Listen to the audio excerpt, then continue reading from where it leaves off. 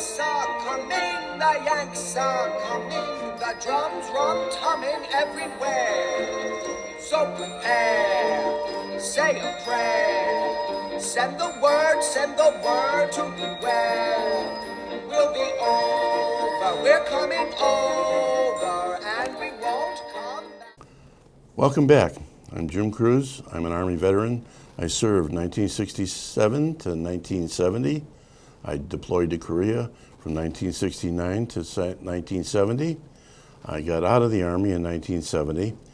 I'm also a member of a group, Cruz's Crew, who sends care packages to our troops overseas, to all troops either deployed overseas or afloat. Last month, my show was about a Vietnam medic, a true hero, my friend Darrell Wortham. Darrell underwent a three-way bypass and was able to go home. Unfortunately, when he got home, he had a massive heart attack and passed away. Farewell, my brother. Another veteran answers the final roll call. Earlier this month, I had the privilege of attending the Veterans and Athletes United Flag Memorial Ceremony at Orland Park Taste. On it were 7,050 dog tags of the men and women who have passed away since 9/11. Also on there is 50 stars dedicated to the families and those who gave the ultimate sacrifice. For those who don't know, the men and women who joined the military are given 2 identification tags. These tags are worn around our necks. They're affectionately known as dog tags. There are 2 so that if we have to give the ultimate sacrifice, we are marked as killed in action rather than missing in action. The women and men on that flag were all volunteers. No one who joins the military expects to give their life for it. But we all swore an oath that we would, and those 7,050 did. Once wars end and are silent, we forget sometimes what it was we paid for that.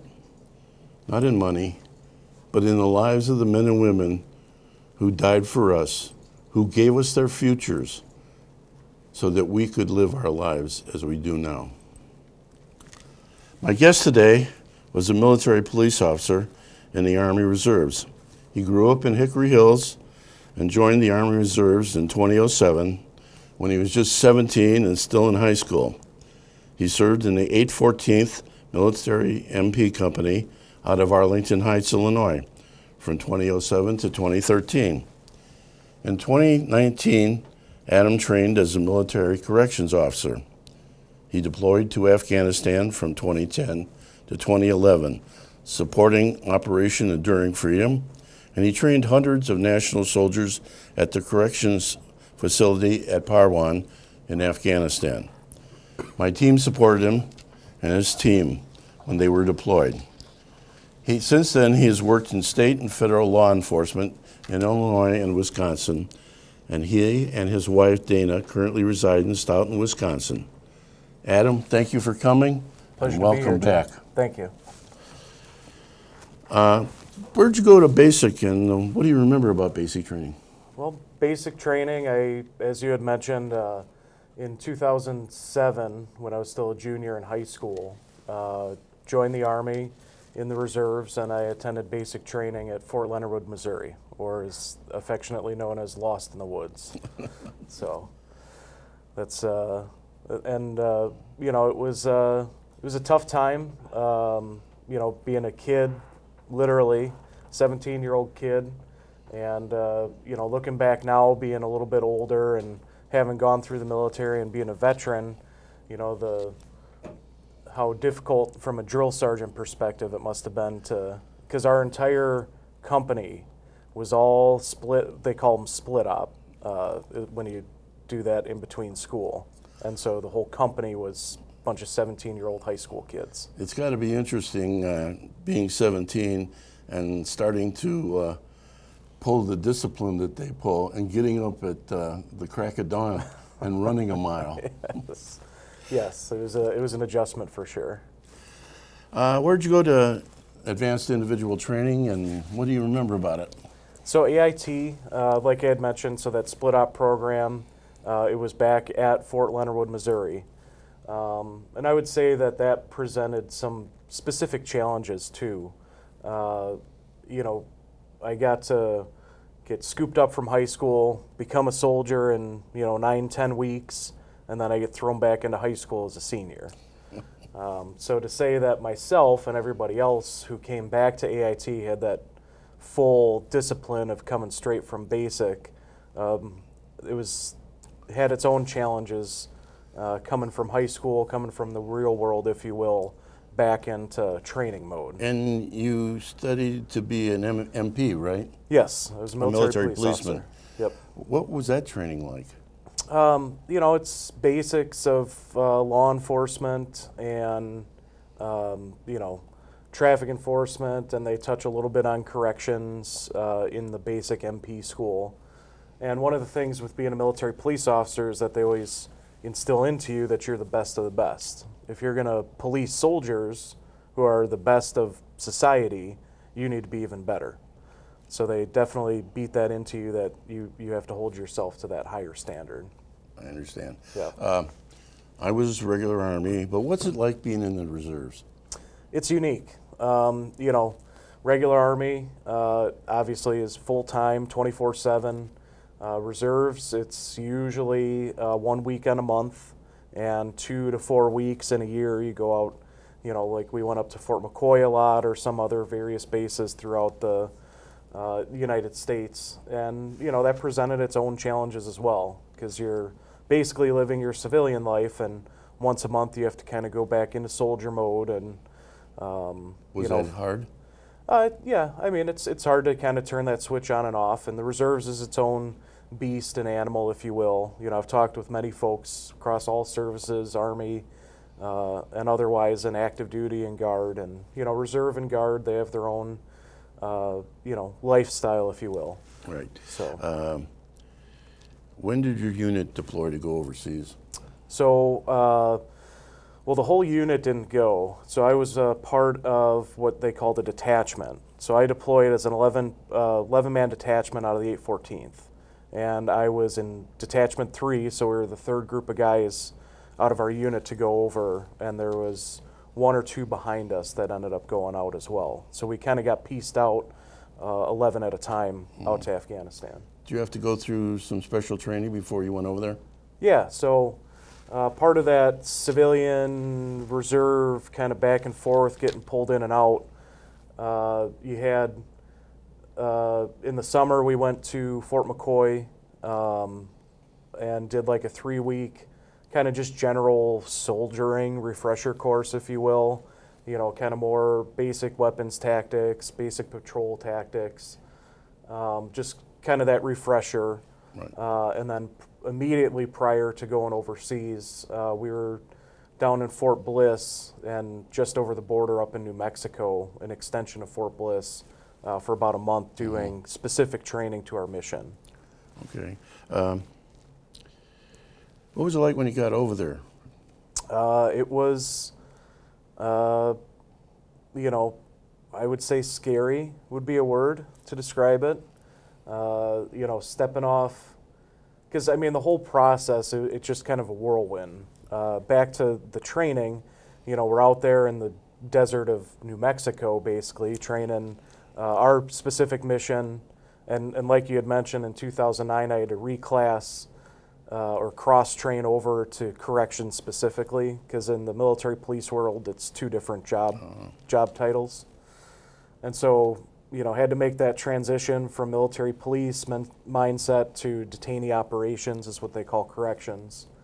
And so the training out there and the build-up and the anticipation, it kind of gets, it's not like they take you straight from Texas and drop you off in Afghanistan. It's a slower transition.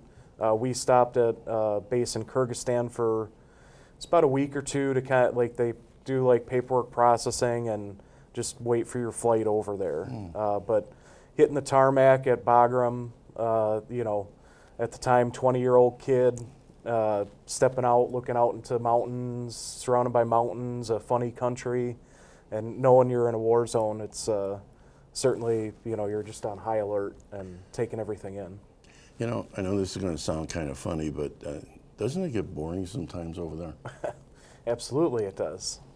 That's part of the, if anybody in the military knows the term "hurry up and wait," and that's a lot of what you do, especially in the build-up, because sometimes, like for us, the first couple weeks it was just orientation of the base and learning what our mission was going to be. So there's certainly long periods of boredom. What's the food like over there? Generally not great. It was like catered in from whatever third-party company, and it Get was a lot food. of MREs? No, we were fortunate enough that we were in a pretty fairly built-up area outside of Bagram. We had our own what they call DFAC, or dining facility. For And the so, audience, MREs are meals ready to eat, and some people say they're not. no, not at all. Even heated up. What was it like to get care packages and cards over there? That was the taste of home that was missing. Like I said, we had it pretty good on our deployment and our specific situation, but the care package really gives you that reminder that people still cared. Being out there 2010 to 2011, we were just at the wind down and pretty much almost ceasing operation in Iraq in a heavy sense. And, Afghanistan was kind of tapering down just a little bit. And at that point, excuse me, we'd been out there, almost a decade. Right. And that adamant support from the public just kind of went away. It wasn't as, I remember growing up in, 2003, 4, 5, everybody came together and really supported the troops out there and made it known. And it makes people there understand that, yes, somebody besides my family cares. Yes, and I remember specifically with one, and as you alluded to with your operation of sending packages, your unit took care of our guys, us 11, and sent us care packages just about once a month. And our favorite part of that, I remember, was cards from children, and to see some of the, I guess, unfiltered support from the kids was really special. Yeah, the schools are great. What was it like guarding Afghan prisoners? Was it scary at times? Well, in my specific case, I had started working state corrections just prior to deploying. So I had the experience and the training and run-ins, if you will, on the civilian side. But it was a unique mission, definitely. And it certainly had its challenges, and it wasn't quite fearful because it's a very controlled environment. It's not the same interactions that you might have with nationals outside of the wire or outside of the base. But they didn't want to be there, and most of those guys had set off roadside bombs, directly engaged troops, so you know that they had ill intent. Right. So you always got to keep your guard up. You also train Afghan nationals. Tell me about them and their country. Well, until you've been outside of the United States, and especially in a country like Afghanistan, it really makes you appreciate what we have here in America. We are truly the best country in the world, and I agree. I without shame say that. And going over there and experiencing and interacting with the Afghan army and kind of learning their culture, it's a different world almost. It truly is. And training the Afghan army definitely had its challenges. Obviously, not a lot of native English speakers. You know, one or two of the guys might speak English, but most of my work was done through interpreters, or Tajiman as they call them. And that was challenging to instruct and try and make connections with these soldiers without speaking the same language as them. It's hard to sit and kind of smoke and joke, if you will, or you know, get to know somebody doing that through a third party. Right. So, what was life like when you got home? Was it a different feeling?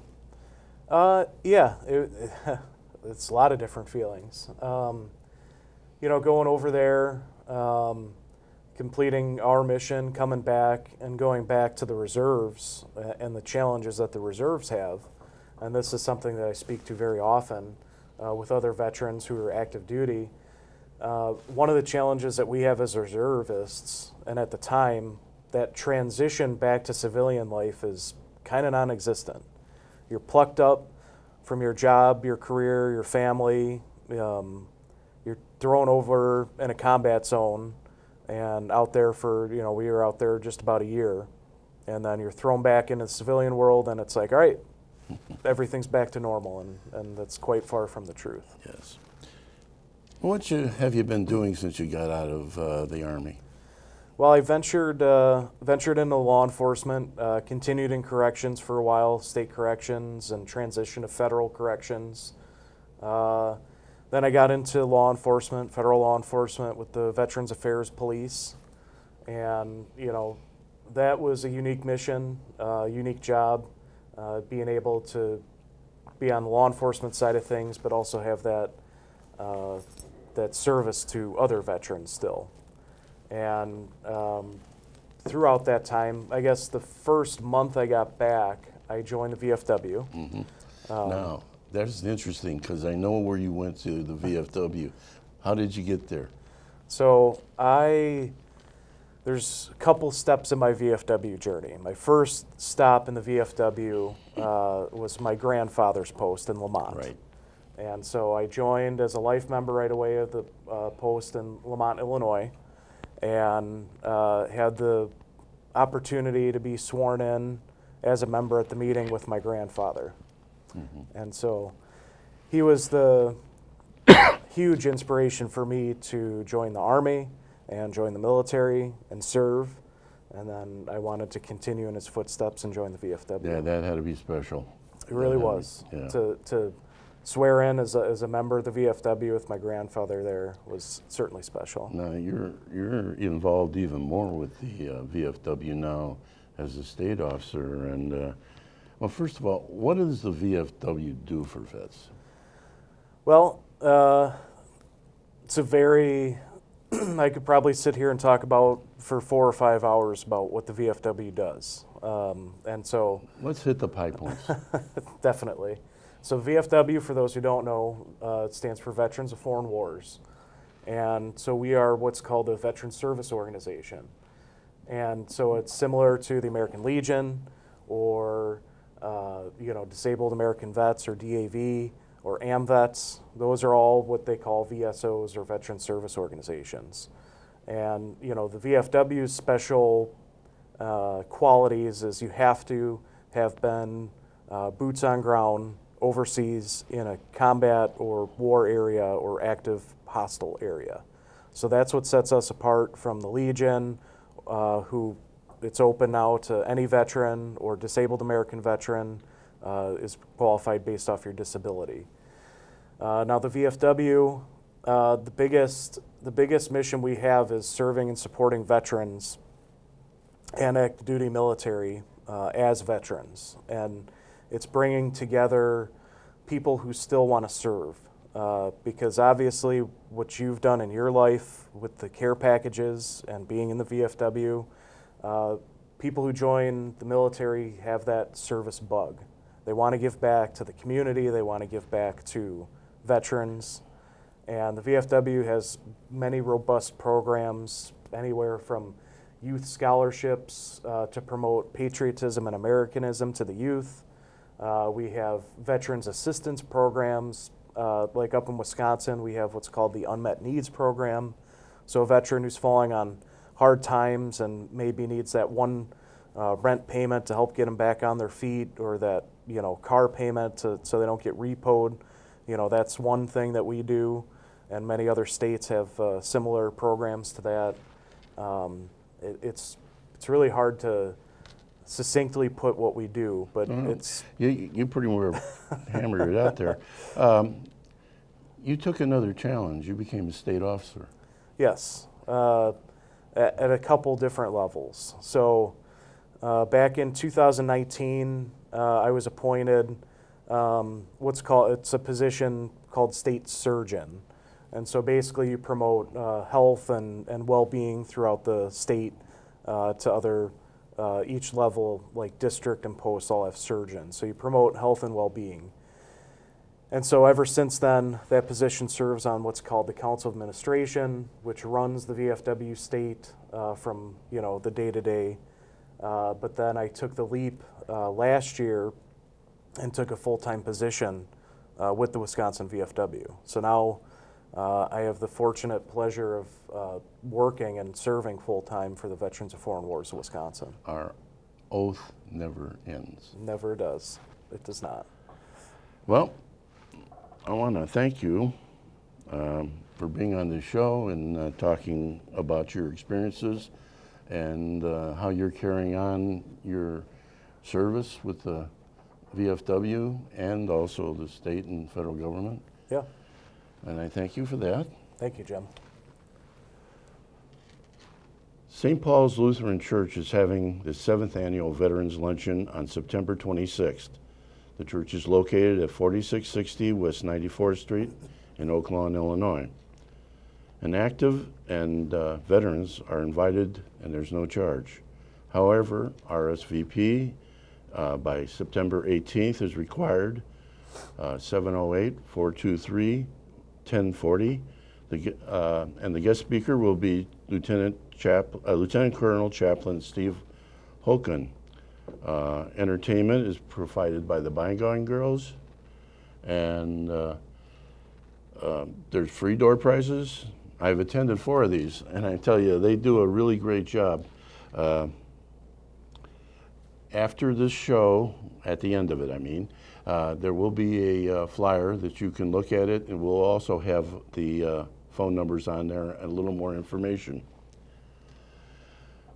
We send care packages to our deployed military overseas and aboard ships. We send care packages each month and have been doing it now for about 20 years. And we receive letters back from our units. And at this time at my show, I'd like to read one of these. This one goes back to 2016. Dear Jim, I hope this letter finds you and your family doing well.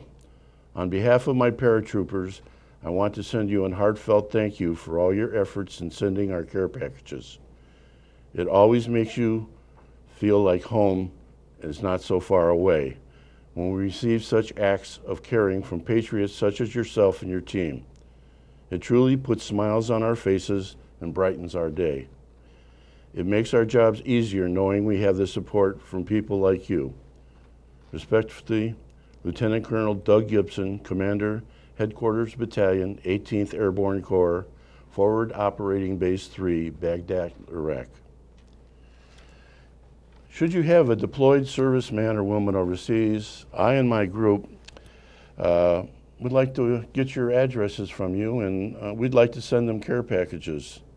At the end of this program also, there's going to be a list of drop-off points for donations, but my email address is cruisescrew@gmail.com, and so far I haven't heard from any of you.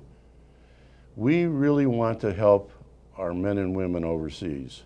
It's important to us. As we have talked about, our oath never ends, and we're still serving our country and the men and women that serve our country. So we'd like to hear from you about your heroes. Thank you all who saw this show today. I hope the information and remembrance of our warriors help you to understand us and what we did. We will be doing this show every month here on PHTV 4, interviewing veterans and organizations that can help veterans.